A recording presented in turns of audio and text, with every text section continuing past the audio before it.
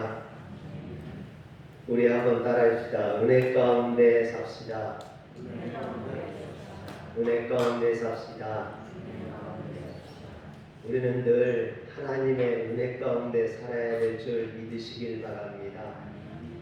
요즘 그 TV 프로그램 중에 싱어게인이라는 프로그램이 있어요. 이렇게 무명 가수들이 나와서 노래를 부르고 경연을 하는 그런 프로그램입니다.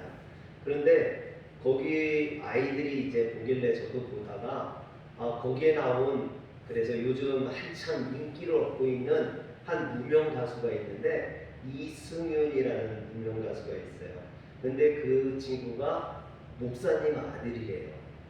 이재철 목사님이라는 기독교 100주년 기념교회 지금 은퇴하시고 저 시골에 내려가 있는데 그런 목사님 아들이라 해서 요즘 더 유명해진 그래서 막 이렇게 인터넷에 난리가 난 친구가 있습니다. 그래서 저도 목사님 아들이라 해서 이렇게 찾아봤어요. 목사님 아들이 지금 33살인데 33살 동안 무명가수로 그렇게 지냈으니 그 기독교 100주년 교회가 한 13,000명 모이는 교회거든요. 근데 그런 큰 교회 목사님 아들이 그렇게 무명가수로 기타나 치고 다녔으니까 사람들이 뭐라고 했겠어요? 그 목사님은 또 뭐라고 했겠습니까? 그런데 한 번도 그 아들한테 넌 목사 아들이야, 목사 아들은 이렇게 해야 돼, 그래 보지 않았다라는 거예요.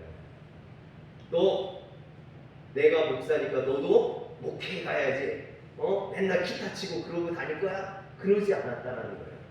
그 목사님이 뭐라고 하시냐면 아들들이 넷이 있는데 그들한테 자신들이 하고 싶은 일, 또 자신들에게 주어진 일들을 찾아서 자기들이 좋아하는 일을 했으면 좋겠다고. 그래서 늘 자유롭게 그렇게 아이들이 자신들이 하고 싶은 일들을 찾아갈 수 있도록 배려해 줬다라는 거예요. 한 번도 너 왜 그러니, 너 그러다 딴 따라다닌다, 그러지 않았다라는 거죠. 그런데 그렇게 무명으로 지내던 아이가 요즘 이제 TV에 나와서 아주 유명한 한국에서 가장 핫한 그런 사람이 된 거죠. 그러면서 이 이재철 목사님에 대해서 지금 은퇴하신 목사님이 다시 또 요즘 뭐 세습이다, 교회 세습이다, 유명한 교회 목사님 자녀들이 문제가 되고 말들이 많은데 이재철 목사님은 그 목회할 때도 존경받았는데 그 자녀를 통해서도 존경받는다는 거죠. 이재철 목사님은 지금도 일주일에 금요일 날은 가족들의 날 해가지고 같이 모여서 저녁을 먹고 가족들끼리 이렇게 한다는 겁니다. 그러면서 이재철 목사님이 그 자녀들에 대해서 한 말들이 여러 가지가 나오는데 그 중에 하나가 그들이 무엇을 하든지 하나님의 은혜를 잃어버리지 않으면, 그들이 하나님의 은혜 가운데 살면 하나님께서 그들을 인도해 주실 것이다 하는 말들이 나오더라고요. 그 말이 저에게 참 많이 와닿았어요. 저도 목회자고 저한테도 자녀가 있기 때문에 이 자녀들이 어떻게 살았으면 좋을까 고민이 많이 되거든요. 이 자녀들이 어떻게 자랄까 걱정도 되고요. 그래서 요즘도 이제 저희 디아 영어 때문에 지금 많이 싸우거든요. 야, 좀 단어 좀 외워라. 그런 얘기를 하는데 너 그러다 뭐가 되려고 그러니? 그래 제가 막 야단을 쳤었는데 그 이재철 목사님의 얘기를 듣고 나서 제가 회개를 했어요. 그래, 디아한테도 하나님의 은혜가 임하면 하나님께서 그와 함께 하시면 그를 인도해 주실 텐데 내가 괜히 걱정하고 염려해서 내가 그의 인생을 막 좌지하고 무지하려고 했던 건 아닌가, 그런 생각을 좀 해봤습니다. 오늘 사도행전 13장 16절부터 41절까지는 사도 바울이 비시디아 안디옥 유대인 회당에 들어가서 한 설교입니다. 바울은 설교의 서론에서 한 나라와 민족과 개인을 세우기도 하시고 폐하기도 하시는 그 역사의 주관자이신 하나님께서 죄와 사망으로부터 인간들을 구원하기 위해서 예수 그리스도를 보내주셨다라고 서론을 시작을 해요. 그리고 본론에 가서는 그 예수님의 고난과 부활에 대해서 이야기합니다. 예수님으로 인하여서 자신들의 기득권이 위협을 당한 유대 종교 지도자들이 그 예수님을 해치기 위해서 빌라도를 협박하고, 빌라도가 예수님에게 아무런 죄가 없다라는 것을 알면서도 그 예수님을 십자가에 내어줘서 사형에 처하죠. 그래서 예수님은 십자가에 못 박혀 죽으시고 무덤에 장사되셨지만 그것으로 끝난 것이 아니라 하나님께서 그 무덤에서 그를 다시 살리셨다라는 것입니다. 그래서 바울이 내린 결론은 뭐냐면 예수는 썩음을 당하지 아니했다라는 거예요. 예수는 썩지 아니했다. 그 얘기는 죽음의 권세에 눌려서 끝난 것이 아니라 그 죽음을 이기시고 부활하셨다라는 것입니다. 이처럼 예수님은 영원히 썩음을 당하지 아니하시고 죽음과 사망의 권세를 이기셨다라는 것입니다. 이처럼 영원히 썩음을 당하지 아니하고 죽음과 사망의 권세를 이기신 예수님이기 때문에 우리에게도 그 죽음과 사망을 이길 수 있는 능력을 주신다는 거죠. 예수님을 통해서만 우리도 그 죽음과 사망을 이길 수 있다라고 이야기하는 겁니다. 그리고 오늘 본 이제 13장 40절부터 43절의 말씀은요, 이 사도 바울의 설교가 끝나는 부분이에요. 종결하는 부분이죠. 그 종결하는 부분에서 40절과 41절에 보면 뭐라고 말하냐면, 그런즉 너희는 선지자를 통하여 말씀하신 것이 너희에게 미칠까 삼가라. 선지자를 통해서 말씀한 것을 조심해라 라는 이야기입니다. 그런데 그 선지자가 누구냐? 그 다음에 나오는 구절을 보면 알 수 있어요. 멸시하는 사람들아 너희는 놀라고 멸망하라. 내가 너희를 때를 당하여 한 일을 행할 것이니 사람이 너희에게 일러줄지라도 도무지 믿지 못한 일이라 하였느니라.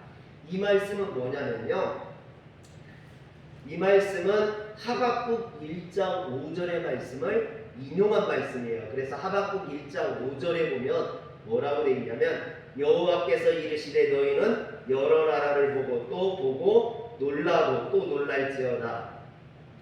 너희의 생전에 내가 한 가지 일을 행할 것이라. 누가 너희에게 말할지라도 너희가 믿지 아니하리라 그랬습니다.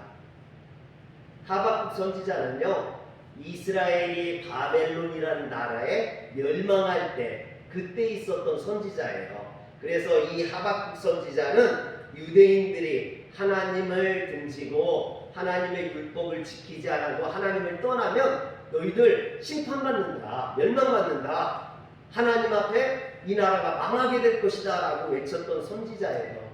그런데 그 선지자의 말처럼 이스라엘 백성들이 하나님을 섬기지 않다가 586년에 바벨론이라는, 주전 586년에 바벨론이라는 나라에 예루살렘이 다 무너지고 성전이 다 불타버리고 이스라엘이 망하게 됩니다. 그래서 하나님께서 하박국 선지자를 통해서 이 말씀하셨던 것이 정말 성취가 되죠. 이처럼 바울이 바벨론에 의해 예루살렘이 멸망한 이 쓰라리는 아픔, 역사의 아픔을 자신의 설교의 말미에 이야기하는 것은, 거봐라, 선지자가 말했어도 그것을 듣지 않으니까 망하지 않았느냐. 그러니까 지금 내가 너희들에게 하는 이 말을 너희들이 듣고 잘 따라야 된다는 거죠. 그 말씀을 따르지 않다가는 어떻게 된다? 이스라엘이 망한 것처럼 망한다는 거예요. 그러면은 이 지금 바울이 말하고자 하는 것은 무엇일까요? 그것은 예수 그리스도를 통해서 구원받으니까 그 예수를 믿어야 된다, 이런 이야기겠죠.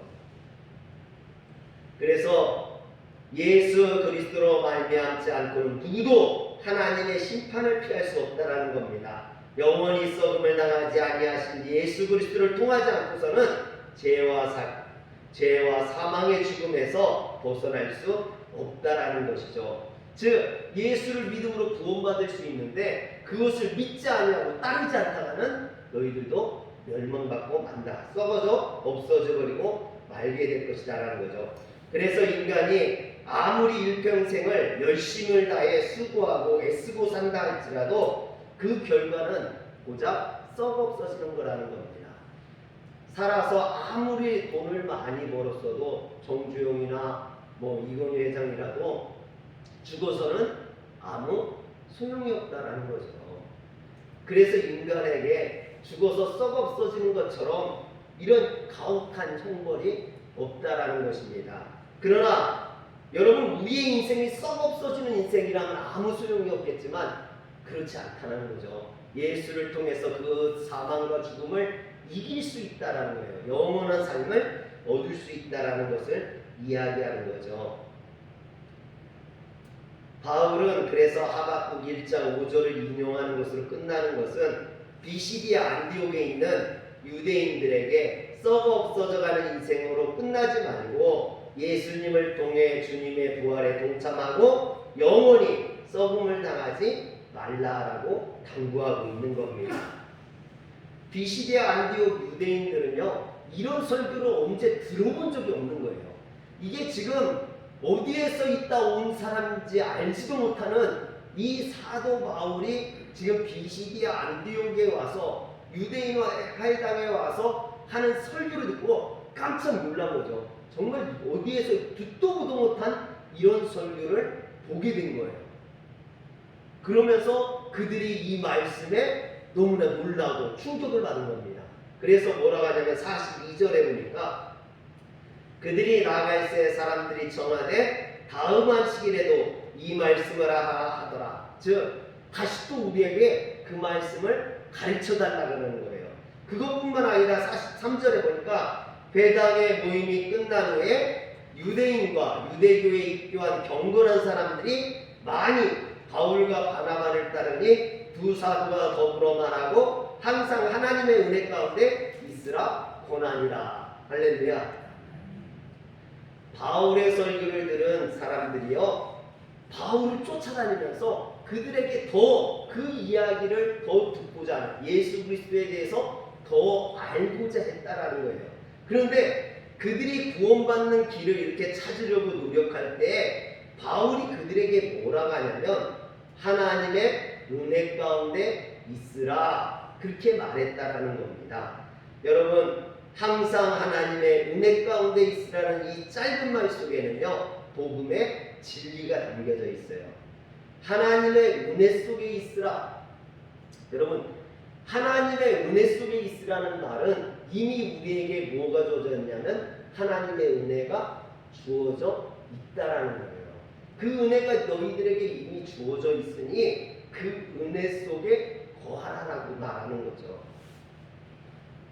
지금 하나님의 은혜가 너희에게 이미 있다라는 것입니다. 여러분, 우리는 알지 못해요. 늘 은혜 주세요, 축복 주세요, 능력 주세요. 우리는 그렇게 기도하잖아요. 그런데 이미 그것이 우리에게 주어져 있는 거예요. 그런데 우리가 그것을 붙잡지 못하고 있는 거지. 내가 깨닫지 못하고 있는 거지. 여러분, 그들에게 지금 하나님의 복음이 주어졌다라는 거예요. 은혜가 주어졌다라는 거예요. 누구를 통해서? 바울을 통해서, 사도 바울을 통해서 그들에게 예수 그리스도가 선포됨으로 그들에게 은혜가 주어진 겁니다. 그런데 여기서 그들에게 임한 하나님의 은혜는 영원히 썩음을 당하지 아니하신 예수 그리스도 안에서 죄사함을 얻고 하나님의 의로운 자녀가 되어 영육간에 영원히 썩지 않는 영원한 생명을 얻는 영원한 구원의 은혜를 말합니다. 그런데 사실 비시디아 안디옥 사람들은 이런 은혜가 있다는 것을 전혀 지금까지는 알지 못했어요. 그러니까 그걸 누리지 못했던 거죠. 그러나 이제 알게 된 거예요. 사도 바울을 통해서 그들에게 이런 은혜가 주어졌다는 걸 알게 된 겁니다. 그런데 여러분, 비시디아 안디옥 유대인 회당에서 하나님의 은혜에 거하라고 말했던 이 바울도 사실은 그 은혜를 알지 못했던 사람이에요. 그래서 예수 믿는 사람들을 핍박하고 교회를 핍박했죠. 그러다가 그가 어떻게 깨닫게 되었습니까? 다메섹으로 예수 믿는 사람들을 잡으러 가다가 빛 가운데 역사하신 그 주님을 만나고 나서 그 하나님의 은혜를 깨닫게 된 거죠. 여러분, 그래서 하나님의 은혜는요, 내가 찾는 게 아니에요. 내가 알고 구하는 게 아니에요. 그 하나님의 은혜는 하나님의 일방적인 은혜라는 거예요. 하나님이 우리에게 주시는 일방적인 은혜라는 거죠. 만약 다메섹 도상에서 주님이 바울을 만나 주시지 않았다면 바울이 지금 비시디아 안디옥에 와서 그 복음을 전할 수 있겠습니까? 안 전하겠죠. 못 전하겠죠.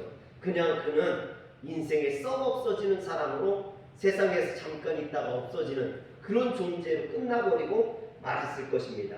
그러나 하나님께서 그를 선택하시고 하나님의 은혜를 깨닫게 해주심으로 그가 오늘 복음을 증거하는 그 전도자의 사명을 감당하고 있는 거죠. 하나님께서는 이처럼 사도 바울이 비시디아 안디옥을 찾아가 하나님의 은혜를 전하도록 한치의 오차도 없이 바울의 삶을 주관해 주셨다는 겁니다. 물론 그 중간중간에는요 어려움들이 있었죠. 다메섹에 들어가가지고 복음을 증거하다가 죽을 위협을 당하고 쪽밤에 야반 도주를 하고 또 광야에서 3년 동안 훈련을 받고 예루살렘에 가가지고 복음을 증거하다 거기에서도 쫓겨나고 그리고 나서 고향 다소에 가서 13년 동안 직구하게 되고 여러분 그런 여러 가지 어려움들이 있었지만 결과적으로 보니까 그것이 하나님의 은혜였다라는 거예요. 바울을 인도하는. 아까 말한 이재철 목사님의 아들 이승용 군도 13년 동안 정말로 그 무명가수로 그렇게 활동할 때 그 아버지가 볼 때 얼마나 답답하겠어요. 아들이 제대로 된 직장도 없이 저렇게 맨날 기타 하나 메고 돌아다니면서 어디 가서 노래나 부르고 길거리에서 노래나 부르고 그랬으니 그런데 이제 막 그 TV에 출연해서 막 뜨고 인기가 없고 사람들이 막 열광하니까 지금에 와서 사람들이 하나님의 은혜라고. 그런데 목사님은 그게 아니죠. 이미 하나님께서 저와 함께 하신다는 거죠. 그를 인도하신다는 거죠. 사랑하는 성도 여러분, 우리는 결과를 보고 판단하지만 그게 아니라 그 과정 속에 하나님이 늘 함께 하심을 믿으시길 주의 이름으로 축원합니다.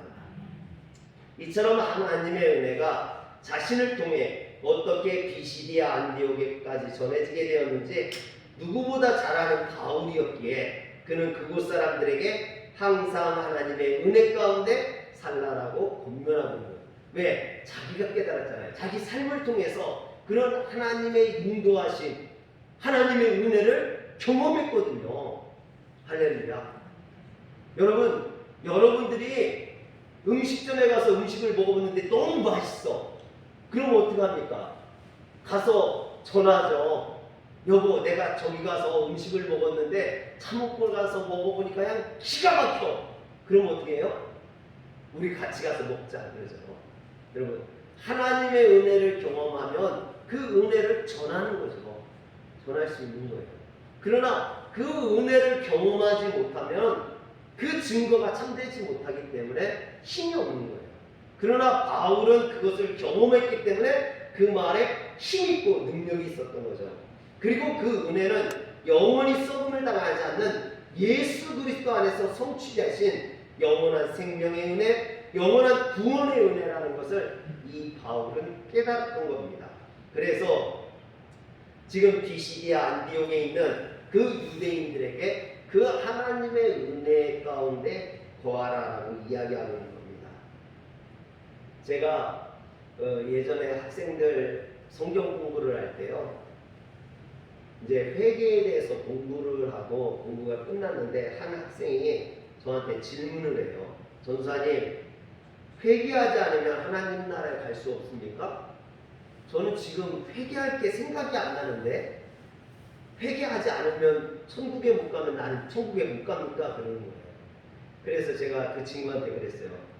우리가 기독교인들이 신앙생활 하면서 회개가 굉장히 중요하다. 중요해요. 그러나 회개보다 먼저 게 있는데 그게 뭐냐면 하나님의 은혜다. 하나님의 은혜가 우리에게 임해서 우리가 죄인인 것을 깨달아서 고백하는 게 회개인 거죠. 여러분, 우리가 회개하면 구원받는 게 아니에요. 여러분 마치 그게 인간의 어떤 노력 아니면 인간의 어떤 공로로 구원받는 것처럼 회개가 구원의 조건인 것처럼 그렇지 않습니다. 우리가 회개하기 이전에 먼저 뭐가 있냐면 하나님의 은혜가 있는 거예요. 하나님의 은혜가 우리에게 임했을 때 내가 죄인이구나를 깨닫게 돼서 하는 게 회개인 거죠. 회개하지 않으면 지옥 간다? 그런 건 있을 수가 없죠. 하나님의 은혜가 임하면 자연히 회개하기 때문에. 여러분 그러나 회개가 먼저가 아니에요. 하나님의 은혜가 먼저인 거죠. 이것은 성경이 전하는 복음이 이와 같다는 거예요. 복음은 인간이 회개하기 전에 예수 그리스도를 알기 전에 하나님의 은혜가 먼저 임한다는 겁니다. 그러므로 회개는 내 어떤 능력으로 구원받으려고 하는 그 모든 것을, 그 모든 노력을 포기하고 한없는 은혜로 우리를 구원해 주시는 그 하나님의 은혜를 받아들이는 겁니다. 이것은 회개에만 국한된 것이 아닙니다. 출애굽한 이스라엘 백성들이 광야 40년을 거쳐가지고 가나안 땅에 입성할 때 하나님께서 모세를 통해 그들에게 이렇게 말씀하셨습니다. 신명기 9장 6절에 보면 그러므로 내가 알 것은 내 하나님 여호와께서 내게 이 아름다운 땅을 기업으로 주신 것이 내 공의로 말미암음이 아니니라. 너는 목이거든 백성이니라. 즉 이스라엘 백성들이 가나안 땅에 들어갔던 것은 그들에게 공의로운 민족이기 때문이 아니라는 겁니다. 그들이 신분이 고귀한 백성이기 때문이 아니라는 거예요. 전적으로 하나님의 은혜라는 겁니다. 여러분 생각을 해보면 그렇지 않겠습니까? 아브라함이 믿음의 조상이 된 게 아브라함이 능력이 있어서가 아니라는 거죠.